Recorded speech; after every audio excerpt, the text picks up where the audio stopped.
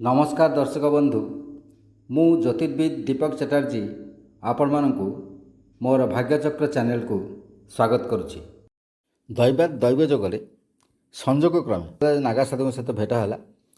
जहाँ सहित बहु किसी आलोचना बहु विषय आलोचना है।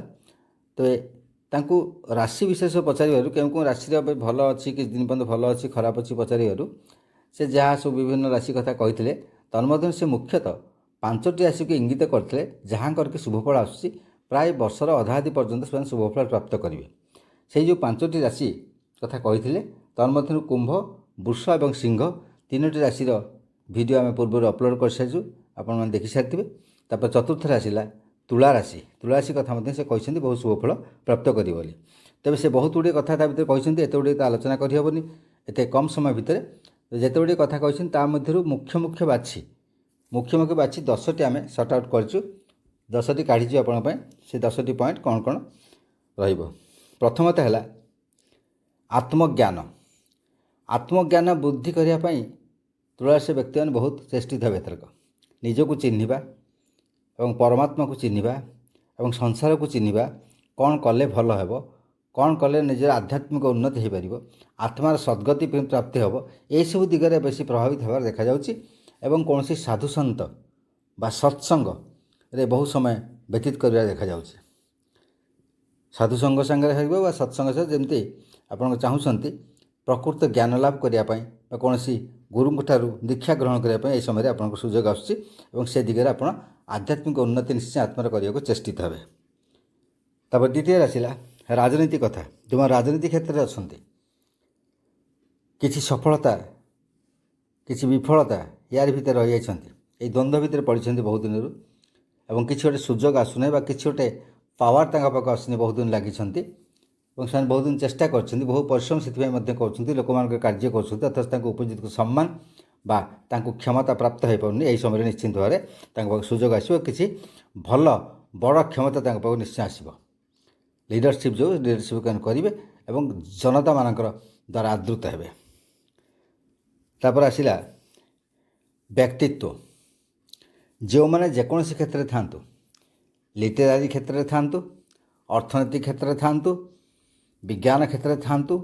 जेकोसी क्षेत्र में जो पर्सनालीटी अच्छी माने भल व्यक्ति कई अच्छा जो मैंने अच्छा किंतु बहुत दिन म्रियमाण होती से जो कार्य कर लोकलोचन को आसीपार ना अनालोचित हो रही जाऊँगी जो प्रतिभार को स्वीकृति मिलूना किंतु यह समय से गुड़िक हे जे जहाँ अक्लांत परिश्रम कर जो जो क्षेत्र में जी अच्छा व्यक्तित्वर विकास हो एवं प्रतिभार परिचित हो प्रतिभा को समस्त चिन्ह पारे से निश्चिंत आनंदित हे। 4 आसला जो अच्छा भाई भौणी संपर्क भाई भौणी जो मैंने अच्छा दूर संपर्क भाई भौणी जो मैंने अच्छा दूर संपर्क रिलेटिव जो संपर्क जो मैंने अच्छा बंधुबांधव अच्छा दूर अच्छा से सहित किसी ना कि गोटे मधुर संपर्क स्थापित हो जदि पूर्वर किसी वाद विवाद विसंवाद होता कौन सी भूल बुझामणा होता निज भीतर दूरत्व वृद्धि होता से गुड़िक समाधान हो एवं संपर्क दृढ़ीभूत हो संपर्क में मधुरता सृष्टि हो।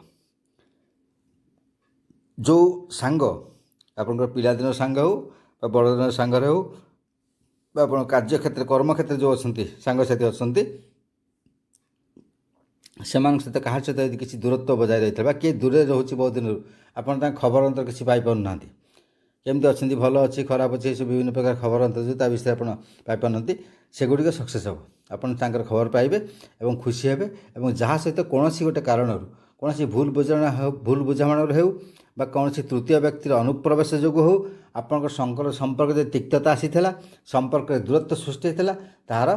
पुणी समाधान हो एवं संपर्क पुणी निबिड़ू निबिड़तर संपर्क हो एवं घनिष्ठता आसो संपर्क में मधुरता सृष्टि हो। तापर आसला आपणकर जो द्वंद्व कौन से गोटे विषय आपण मन में द्वंद्व रही से भूमि संबंधित हो आपण कार्य क्षेत्र में हो व्यावसायिक क्षेत्र में हो आप साधना क्षेत्र में हो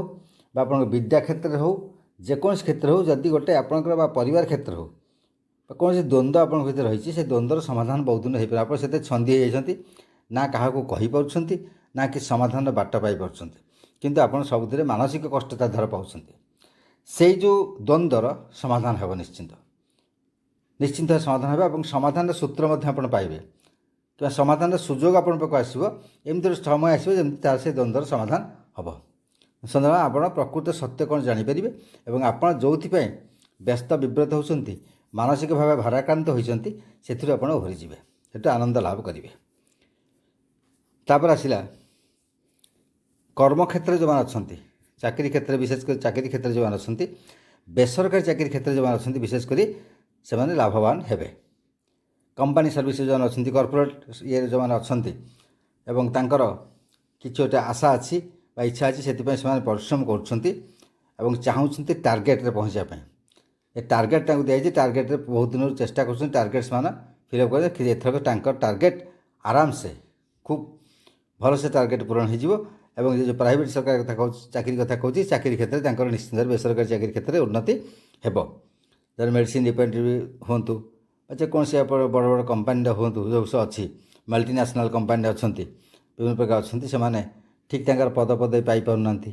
ବା ବହୁତ ଦିନ ଚେଷ୍ଟିତ କିଛି ଗୋଟେ ଅପଗ୍ରେଡ଼େସନ୍ ପାଇଁ ହୋଇପାରୁନି, ସେଗୁଡ଼ିକ ଏଥରକ ହେବ।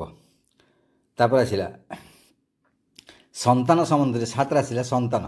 ସନ୍ତାନ ସମ୍ବନ୍ଧରେ କିଛି ଯଦି ଅସୁବିଧା କାହାର ଥାଏ, ସନ୍ତାନ ଲାଭ ହେତୁ ଚେଷ୍ଟା କରୁଛନ୍ତି, ହୋଇପାରୁନାହିଁ ବା ସନ୍ତାନର ଶାରୀରିକ ଅସୁସ୍ଥତା କିଛି ବହୁତ ଦିନ ଅଛି ଯାହାକୁ ଆପଣଙ୍କର ଚାହିଁପାରୁନି ବା ସନ୍ତାନର ବିବାହ ହେତୁ ଚିନ୍ତିତ ଅଛନ୍ତି, ତା ମଧ୍ୟ ଫାଇନାଲ୍ ହୋଇପାରୁନି। ସନ୍ତାନ ସମ୍ବନ୍ଧିତ ଯେକୌଣସି ପ୍ରକାର ସମସ୍ୟା ଥାଉ ତା'ର ସମାଧାନ ନିଶ୍ଚିନ୍ତ ଭାବରେ ହେବ। ବିବାହ ହେବାର ନଥିଲେ ସେ ବିବାହ ହେବ, ଯାହାର ସନ୍ତାନ ଲାଭ ହେଉନଥିବ ସନ୍ତାନ ଲାଭ ହେବ, ଯଦି ଶାରୀରିକ ଅସୁସ୍ଥ ଥାଏ ସେ ନେଇ ବିବ୍ରତ ହେବ, କିମ୍ବା ଦୂରରେ ଯେଉଁ ସନ୍ତାନ ଅଛି ତାଙ୍କର କିଛି ଖବର ଆପଣ ପାଇପାରୁନାହାନ୍ତି, ତାହା ହେବ। ଏବଂ ଯାହାର ଉନ୍ନତି ଆଶା କରୁଛନ୍ତି ଏବଂ ନିଶ୍ଚିନ୍ତ ଭାବରେ ସେମାନେ ଉନ୍ନତି ହେବ, ତା ଫଳରେ ଆପଣ ଖୁସି ହେବେ।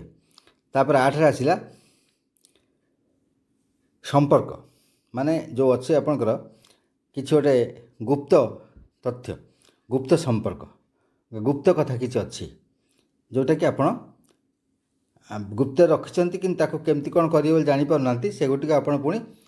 ସର୍ବସମ୍ମୁଖରେ ପ୍ରକାଶ କରିବେ ଏବଂ ତା'ର ସମାଧାନ ଆପଣ ପାଇବେ। ଏବଂ ସେ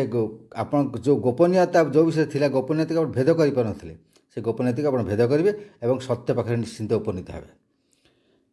ତାପରେ ଆଉ ଗୋଟେ ଆସିଲା 9ରେ ଫରେନ୍ ଟ୍ରାଭେଲ୍,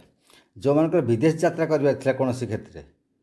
ଯେମିତି ବ୍ୟବସାୟିକ କ୍ଷେତ୍ର ହେଉ ବା ଶିକ୍ଷା କ୍ଷେତ୍ର ହେଉ, ଗବେଷଣା କ୍ଷେତ୍ର ହେଉ, ଯେକୌଣସି କ୍ଷେତ୍ରରେ ଯାହାର ଯିବାର ଥିଲା ଏବଂ ବହୁତ ଦିନ ଚେଷ୍ଟିତ ଅଛନ୍ତି କିନ୍ତୁ ଯାଇପାରୁନାହାନ୍ତି, ସୁଯୋଗ ଆସୁନାହିଁ, କୌଣସି ପ୍ରକାର ସୁଯୋଗ ସେମାନେ ପାଉନାହାନ୍ତି। ବିଦେଶ ଯିବା ତ ସହଜ କଥା ନୁହେଁ, ତେଣୁ ସୁଯୋଗ ପାଉନାହାନ୍ତି। ନିଶ୍ଚିନ୍ତ ତାଙ୍କ ପାଖକୁ ଗୋଟେ ସୁବର୍ଣ୍ଣ ସୁଯୋଗ ଆସିବ, ଯେମିତିକି ମନକୁ ମନ ସେ ଯିବେ, ସେ କମ୍ପାନୀକି ପଠାଉ ବା ଯେକୌଣସି ସ୍ତର ହେଉ, ସେମାନେ ଯାଇକି ନିଶ୍ଚିନ୍ତ ଭାବରେ ବିଦେଶରେ ପହଞ୍ଚିବେ ଏବଂ ତାଙ୍କର ଯାହା କାର୍ଯ୍ୟ ସେ କାର୍ଯ୍ୟ ସମ୍ପାଦିତ ହେବ। ତାପରେ 10ରେ ଆସିଲା ଧର୍ମାନୁଷ୍ଠାନ, ବିଭିନ୍ନ ଆଧ୍ୟାତ୍ମିକ ଅନୁଷ୍ଠାନ ପାଇଁ ଯେଉଁମାନେ ଚାହୁଁଛନ୍ତି, ଯେଉଁମାନେ କିଛି ଆଧ୍ୟାତ୍ମିକ ଜିନିଷ ତିଆରି କରିବାକୁ ଚାହୁଁଛନ୍ତି, ଯେଉଁମାନେ ଚାରିଟେବୁଲ୍ ଟ୍ରଷ୍ଟ କିଛି କରିବାକୁ ଚାହୁଁଛନ୍ତି ବା ସେଇ କ୍ଷେତ୍ରରେ ସେଭଳି ଆଧ୍ୟାତ୍ମିକ କ୍ଷେତ୍ରରେ କିଛି ଅଗ୍ରସର ହେବାକୁ ଚାହୁଁଛନ୍ତି, ନିଶ୍ଚିନ୍ତ ଭାବରେ ସେମାନେ କରିବେ ଏବଂ କିଛି ମହତ ଉତ୍ସବ ନିଶ୍ଚିନ୍ତ ଭାବରେ ଅନୁଷ୍ଠିତ କରିବେ, କିଛି ମାଙ୍ଗଳିକ କାର୍ଯ୍ୟ ମଧ୍ୟ ସମ୍ପାଦିତ କରିବେ, ଯାହାଦ୍ୱାରା ମାନସିକ ଶାନ୍ତି ଲାଭ କରିବେ। ଏବଂ ବିଭିନ୍ନ ପ୍ରକାର ଏଭଳି କଥା କହିଥିଲେ ମଧ୍ୟ ତା ମଧ୍ୟରୁ ମୁଖ୍ୟ 10ଟି ପଏଣ୍ଟ ଏ ତୁଳା ରାଶି ପାଇଁ ଯେଉଁ କହିଲି ତାକୁ ପରୀକ୍ଷା କରି ଦେଖିବେ, ନିଶ୍ଚିନ୍ତ ଭାବରେ ଏହା ଫଳବତୀ ହେବ, ମୋର ଆଶା ଓ ବିଶ୍ୱାସ। ନମସ୍କାର।